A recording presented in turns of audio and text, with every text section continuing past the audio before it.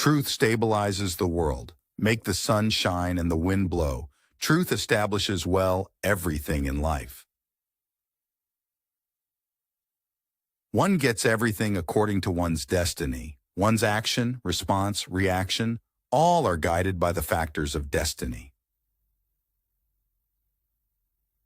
If you want to overpower the entire world merely by just one action, then put restraint upon your tongue, speaking ill of others. He whose heart is full of compassion for all beings does not need to seek any knowledge or moksha or care for rubbing ash all over his body. All great men should donate eatables and wealth. It is improper to hoard these things.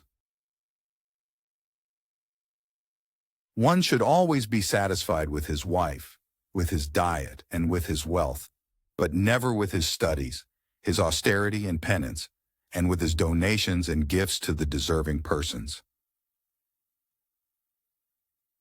The wife of the king, the wife of the guru, the wife of the friend, the mother of wife, and one's own mother, these 5 ladies deserve the status of mother. One worthy son is better than 100 incompetent and useless sons. The moon is capable enough of destroying the darkness, which even thousands of stars fail to achieve.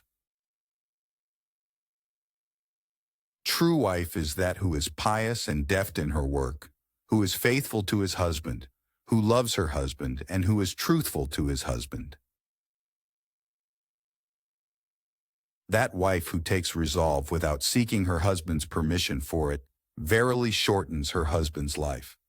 Such women are consigned to hell when they die.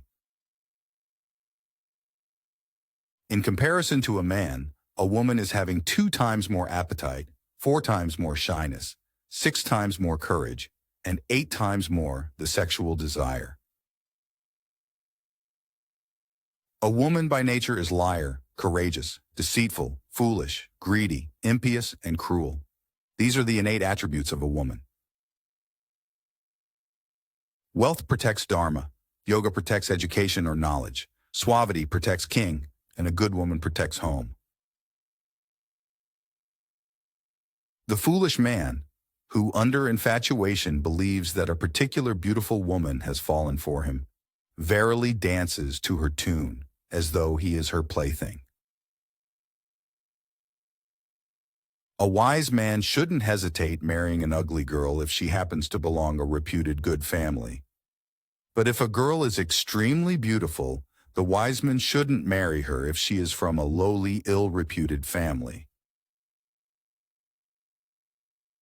Beauty of hands lies in giving alms and not in wearing bracelets. The body becomes clean by taking bath and not by applying sandalwood paste.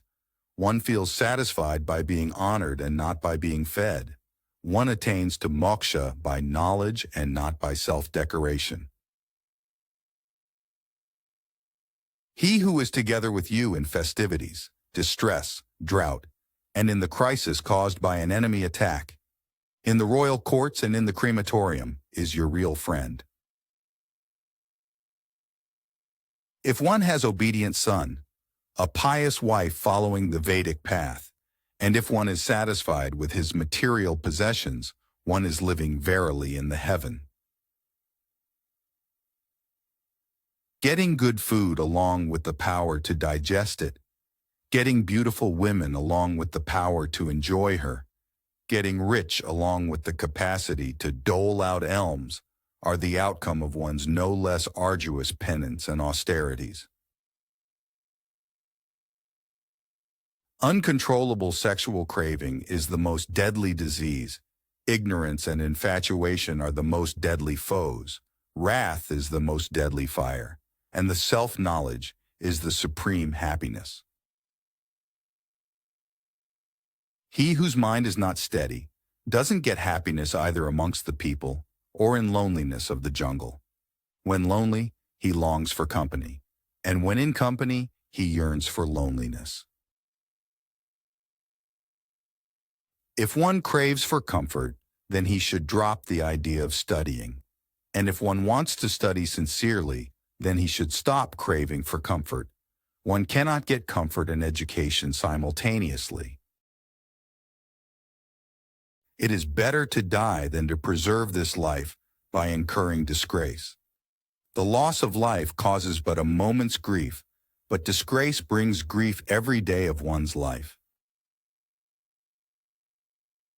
A man who desires to rise in the world should avoid company with people of bad character. Men speak sweetly to those they despise, and a man will utter the most pitiless falsehoods to his enemy. He who forsakes his own community and joins another perishes as the king who embraces an unrighteous path. Purity of speech, of the mind, of the senses, and a compassionate heart are needed by one who desires to rise to the divine platform.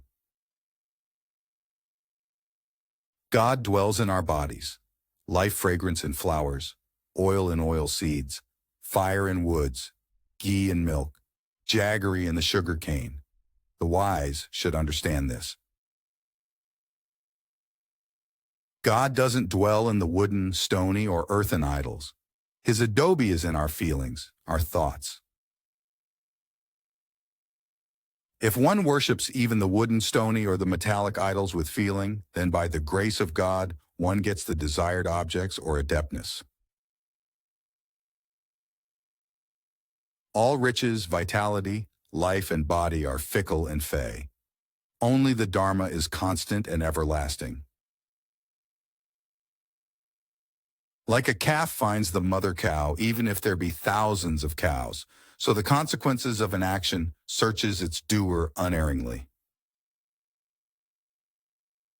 Man himself does action, and himself bears its consequences. He himself roams about in the world and gets liberated from cycle of birth and death. Poverty, disease, grief, bondage, and all the infatuative addictions are the fruits of the tree of sin of a person. Age, profession, financial status, level of education, and death. These 5 basic parameters of human life are ordained when the being is in the embryonic form. It is one's fate that makes a beggar a king, or a king a beggar, a rich man a pauper, or a pauper rich. Death is away till one's body is healthy. Hence one should achieve one's welfare till one is healthy, for death ceases all activities. No disease is deadly than the sexual desire. No enemy is more dangerous than infatuation.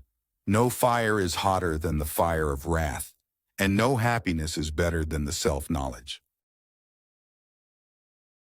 A person should not be too honest. Straight trees are cut first, and honest people are screwed first. Before you start some work, always ask yourself 3 questions. Why am I doing it? What the results might be? And will I be successful?